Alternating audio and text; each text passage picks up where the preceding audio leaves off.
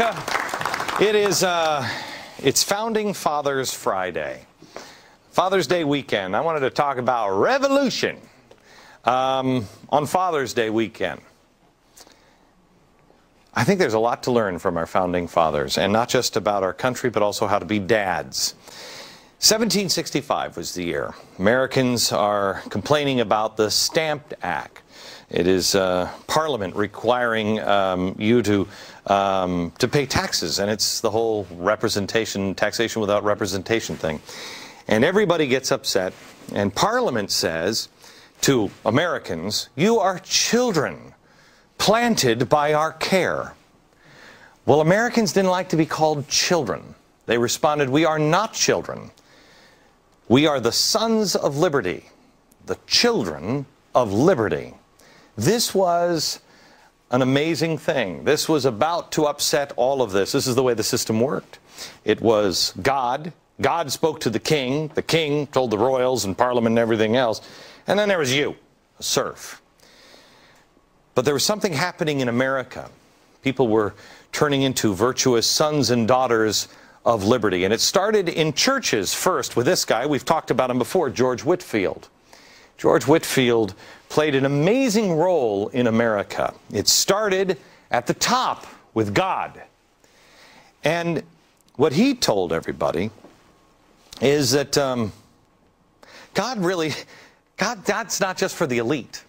You know, God's not talking to the king. He's talking to you. He's talking to you.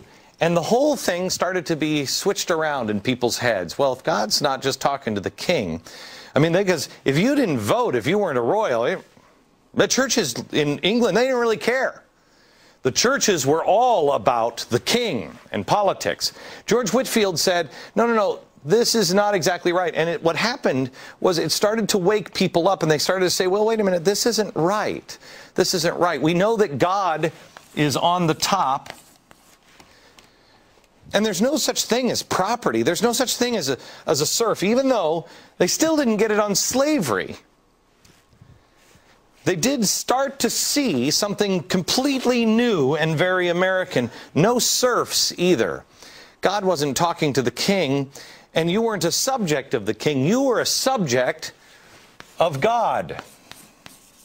God talked to you, and you were a subject of his. And then you picked if you would, the royals, Parliament, Congress, and the king, or the president. But they were subject to you. That is revolution.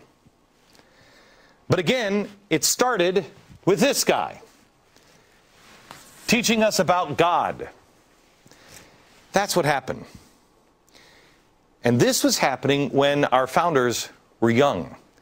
George Washington was 16 years old, and something was happening with him as well. 16. He copied 110 rules of civility and decent behavior. This is a classic expression of Washington's respect for others, if I may quote, "Every action done in company ought to be with some sign of respect to those that are also present." Respect. And that was a big problem with the king. He wasn't respect. We were his property. It was about respect. And who had that? Washington. It's not a magnetic chalkboard. Washington had that idea. God and respect. Well, here, you can't really have a revolution. And that's why I said earlier this week when Vince Flynn and Yaron Brook from the Ayn Rand Society were on, and I said, you don't want a revolution. You have a revolution, it's a nightmare. We turn into France, a bloodbath. You don't want a revolution. You can't make this kind of change unless you really know what you're talking about, unless A, God is there. And the next thing that you would need is to know who you are. You need to know what you're fighting for. I think it's who you are. You're not a subject. You're not a subject of anybody. You need to know that you are a subject of God only, that you are in control. But then you need something else. You also need education. If you don't, you can't have a revolution unless you know what you're fighting for. You know, we were talking on the set here earlier about somebody called me earlier this week from Texas and said, Glenn, you know, our founders would have picked up guns by now. No, they wouldn't have. No, they wouldn't have. How many times did they go across the sea? It took them, what, 3 or 6 months to go across the ocean to deliver a letter to the king. How many times did they do that? For how many years did they do that? Year after year after year after year. But in that time, they used that time to learn. This was a new concept, because not only did the revolution happen here, first it happened in church, then it happened at home. Because just like there was God, and then he spoke to the king, and then he divvied things out. That's what was happening in the home as well. There was God, he spoke to Dad. Dad would tell everybody what to do because Dad had legal, almost property rights. They were serfs of Mom and the kids. He had legal rights. He would tell you. That's why we had child labor, because the kids were property. Go to work.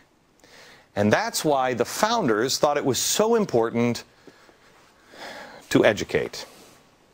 Educate. Because, well, slavery. Why was it illegal to teach somebody to read as a slave? Because they'd recognize their station in life was not here. Education. The whole family started to have a revolution. Dad needed to have different attributes. He wasn't just the ruler of the family. He had to, there was a different setup of the family. They're starting to look different. And our founding fathers were great examples. They each had a different element, a different piece of what made up a good father, which I think is so ironic because that's kind of the way it works. We each are supposed to have a different piece of our father, and we're supposed to work on that and set examples, and that's what they did. I want to talk to you about the revolution. We've already talked about Whitefield, the revolution here of God. Tonight I want to talk to you about the revolution of the family and the fathers of our country. What is it, dads, that we're supposed to learn?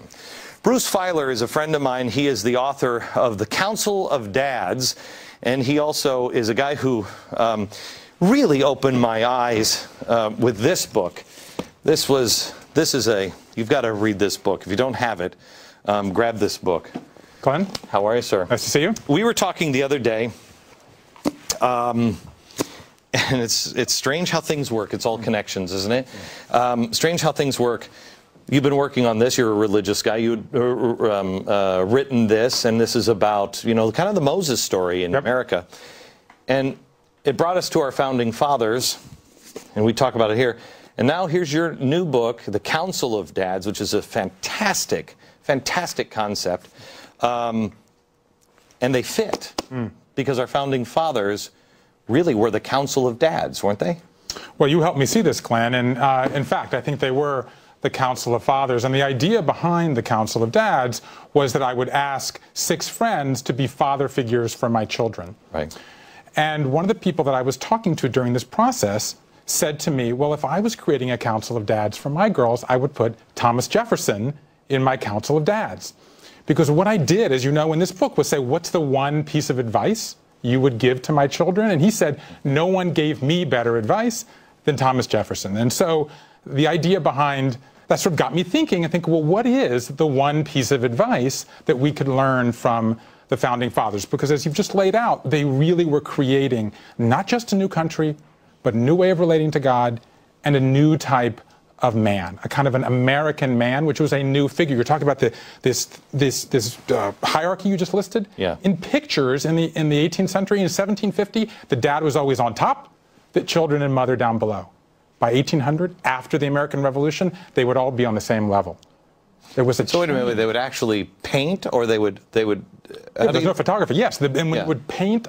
When you paint a portrait of a family, the man would be on top because he had all of the authority. And so then the children would be painted down with mom. Down with mom below.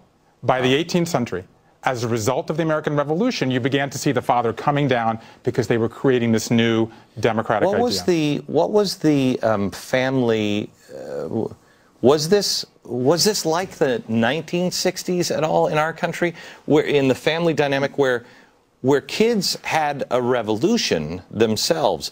Was this a smooth process? Was it how did the revolution at the dinner table in the